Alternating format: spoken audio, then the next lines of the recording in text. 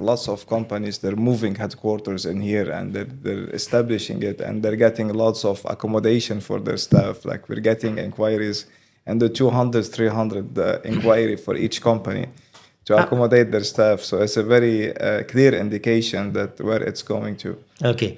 In addition to that, so while the agenda is focusing on doubling the economy, focusing on doubling the foreign direct investments, doubling the number of cities that we are going to be doing business, they're also opening 3 new economic corridors. We already are part of the corridor with China, the new Silk Road Silk Belt initiative, but now Dubai is going to be opening 3 economic corridors. Africa, opening Latin America, and the Far East Asia. These are the 3, and they are significant. Africa, we know, is one of the emerging economies of the world today. I mean, China is already in for the last 10 years in that place. Now the UAE is looking at that, Dubai in particular.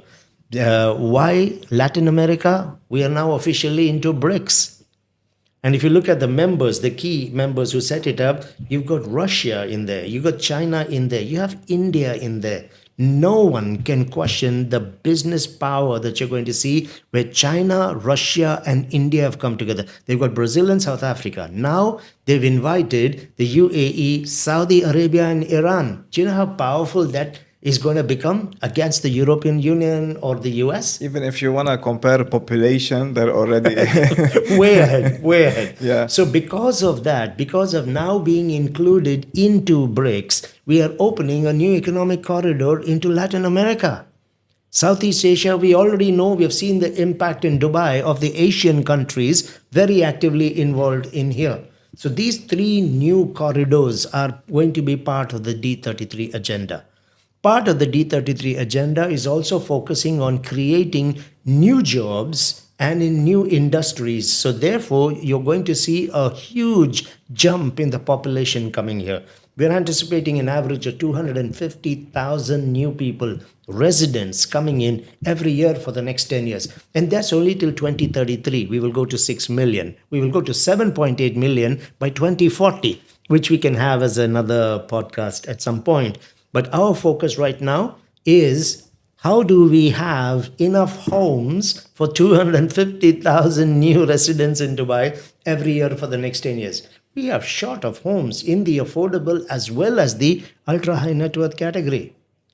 World-class universities, the top universities is now going to be targeted. We already have some of the very, very good universities in the world represented in Dubai, in the academic city and in the knowledge village. But now we are going after the big boys who haven't come in here.